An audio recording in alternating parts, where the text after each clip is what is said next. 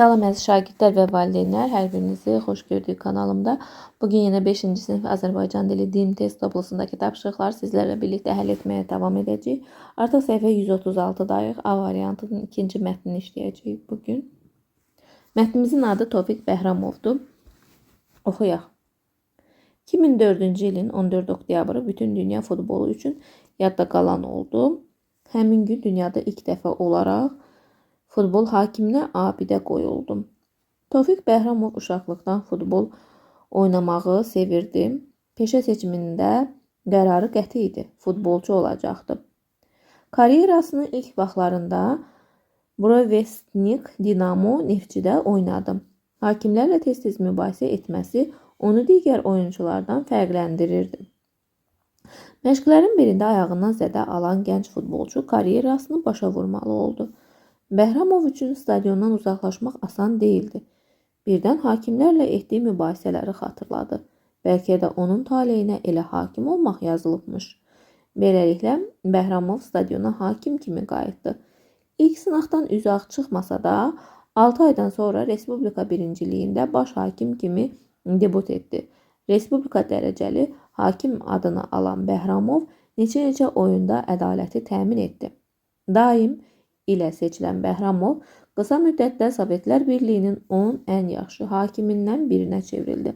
1966-cı ilin dünya çempionatı isə Tofiq Bəhramovun adını bütün dünyaya tanıtdı. O, İngiltərə ilə Almaniyanın qarşılaşdığı final oyununda yan xətt hakimi idi. Birdən futbol üçün qeyri-adi hadisə yaşandı. İngilislərin vurduğu qol qapı dirəyinə dəyərək yerə düşdü. Qol olmuşdu ya yox? Azərbaycanlı hakim qətiyyətlə mərkəzi göstərdi. Bəhramovun bu qərarı Alman futbolçularını özündən çıxartdı. Onlar qızğınlıqla qol olmadığını sübut etməyə çalışırdılar. Maçdan sonra isə Almaniya yığmasının kapitanı video görüntüləri izləyib Bəhramovdan üzr istədi. Bu qərarla bağlı müzakirələr uzun müddət səngimədi. 1990-cı ildə Oxford Universitetinin mütəxəssisləri kompüter vasitəsilə bu qənaətə gəldilər ki, əslində qol olmayıb. 2016-cı ildə Britaniyanın Sky Sports telekanalında qalmaqallı qərar növbəti müzakirəyə çıxarıldı. Müasir texnologiya ilə aparılan araşdırma Bəhramovun öz qərarında haqlı olduğunu əbədi olaraq sübuta yetirdi. İngilislər son dərəcə peşəkar hakimi indi də qara paltarlı əfsanə kimi xatırlayırlar.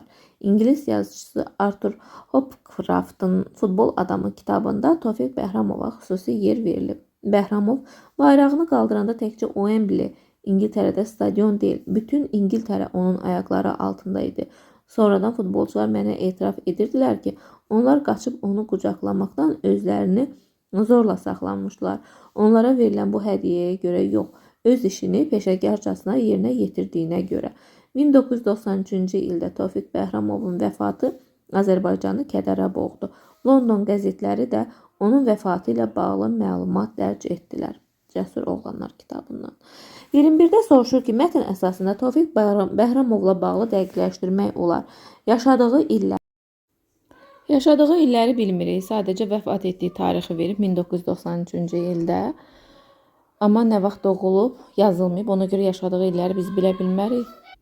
Yaşadığı əsri isə deyə bilərik. Əsr 100 illik deməkdir. Və 1993-cü ildə artıq vəfat edib. Bu da 20-ci əsr deməkdir. Yaşadığı illər də ondan əvvəlki illərdir. Ona görə biz deyə bilərik ki, 20-ci əsrdə yaşayıb. 2-ni seçə bilərik. Dünya çempionatında hansı dövləti təmsil etdiyini də dəqiqləşdirmək olar. Çünki yazıb ki, məsələn, burada yazıb Azərbaycanlı hakim qətiyyətlə mərkəzi göstərdi. Deməli, biz buradan başa düşə bilərik ki, hansı dövləti təmsil etdiyini də dəqiqləşdirmək olur. Hansı futbol komandalarında oynadığı isə bu dəqiqləşdirmək yox, bu dəqiqdir. Burada yazılmışdı ki, Brovestnik Dinamo Neftçidə oynadı. Bunu dəqiqləşdirmirik, artıq bu dəqiqdir onsuz da. Ona görə bunu götürməyəcəyik. Hakim kimi ilk uğurunu nə zaman qazandığını da dəqiqləşdirmək olar ki, ilk deməli dünya çempionatında. Çünki deyir adını bütün dünyaya tanıtdı. Demək ki, elə ilk uğuru da buydu. Seçirik 2, 3, 5, yəni D variantını. 22-də soruşur ki, hansı abzazdakı fikirlərdən biri digərinin səbəbini bildirir? Deməli, baxın, birinci abzasda, ümumiyyətlə ikinci abzasda bir fikir var. Üçüncü abzasda da bir fikir var. Ən azı 2 fikir olmalıdır ki, biri digərinin səbəbi olsun. Dördüncü abzasda da bir dənə cümlə var. 5-ci abzasda baxarıq, amma elə ən birinci abzasa baxanda tapmaq olur ki, budur. Çünki deyir, 2004-cü il 14 oktyabr bütün dünya futbol üçün yadda qalan oldu. Bu nəticədir. Səbəbi nədir? Həmin gün dünyada ilk dəfə olaraq futbol hakiminə abidə qoyuldu. Bu da bunun səbəbidir, yadda qalan olmağının. Ona görə elə birinci abzası seçirik. 23-də deyir ki, nöqtələrin yerinə yazmaq olar. Nöqtələr haradaydı? Baxaq. Deyir ki, daim ilə seçilən Bəhramov qısa müddətdə Sovetlər Birliyinin 10 ən yaxşı hakimindən birinə çevrildi. Ən yaxşı hakimindən birinə çevrilibsə, deməli hakimə aid yaxşı xüsusiyyətlər olmalıdır onda. Prinsipiallıq, obyektivlik, tərəfkeşlik, millətçilik, inadkarlıq. Ola bilər burada prinsipiallıq və obyektivlik sözlərinin mənasını başa düşməyəsiniz. Amma ən azı tərəfkeşlik bilirik də, yəni hansısa komandanın tərəfini tutmaq, haqsız da olsa o komandaya tərəfkeş olmaq və bu hakimə xas yaxşı xüsusiyyət deyil. Hakim ədalətli olmalıdır. Kim düzgündürsə onun tərəfində durmalıdır. Ona görə biz bunu götürə bilmərik.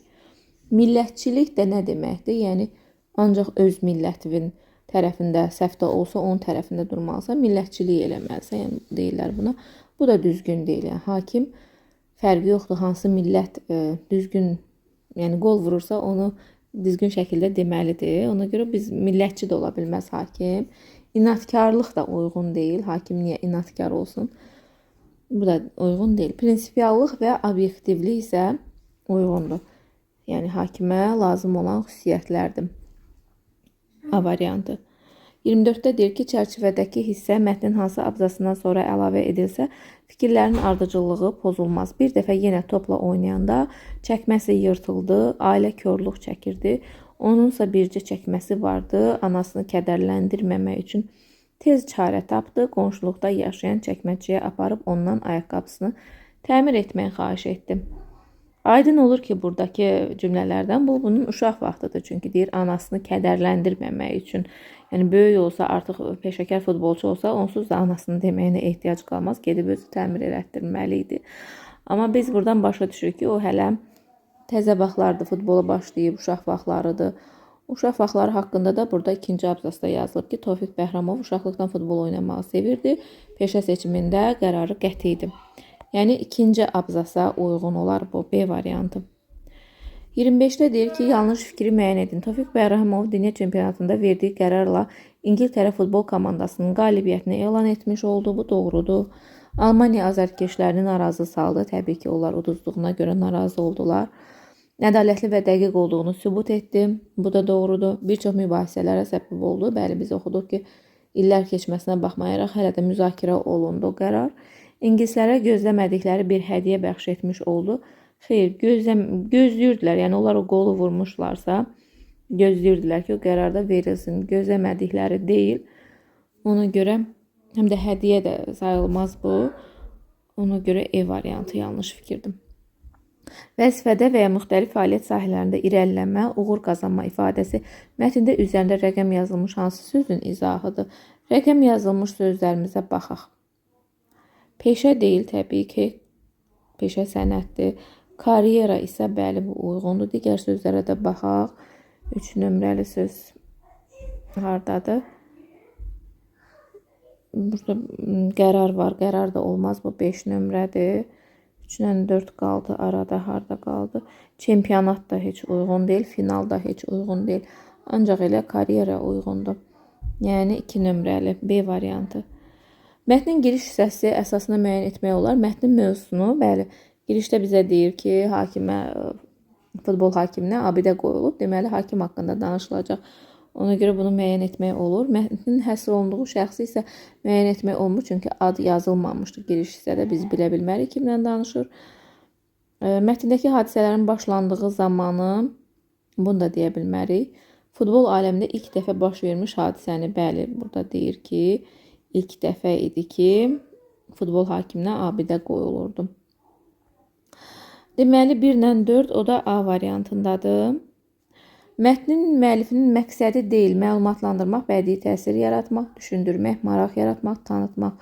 Bədii təsir yaratmaq bədii mətnlərdə olur. Bu isə bədii mətn deyildi, məlumat verici mətn idi. Ona görə digər variantlar hamısı uyğundur, amma bədii təsir yaratmaq buna heç uyğun deyil. 29-da deyir ki, futbol komandalarının oyunu ilə bağlı elan hazırlayın. Elan. Biz bilirik ki, elanda tədbirin keçiriləcəyi yer və zaman yazılmalıdır. Tədbirin təşkilatçısı yazılmalıdır sonda və tədbir haqqında da o yazılmalıdır. Burada da futbol komandalarının oyunudursa, məsələn, bu cür yazmaq olar. Mən yazmayacağım, şifahi edəcəm. Hörmətli azərkeşlər, sizi məktəbin nömrəsini yaza bilərsiniz. Öz məktəbinizin nömrəsi. Məktəbimizin stadionunda, məsələn, bugünkü tarixi deyək, 15 aprel 2026-cı il saat, məsələn, 18:00-da keçiriləcək 4-cü və 5-ci siniflər arasında olan futbol oyununa dəvət edirik. Hörmətlə 5-ci sinif şagirdləri. Bu şəkildə elan hazırlanmaq olar. 30-da deyir, mətnin məzmununa uyğun olaraq başlığını tamamlayan ifadə yazın. Başlıqda Tofiq Bəhramov, nə yaza bilərik ona aid? Ədalətli hakim yaza bilərik. Yadda qalan hakim yaza bilərik. Elə bu adlar bəs eləyər. Bəli, bu mətnlə də əlaqəli suallarımız bitdi. Ümid edirəm sizlər üçün faydalı oldu. Sağ olun, yeni videolarda görüşərik.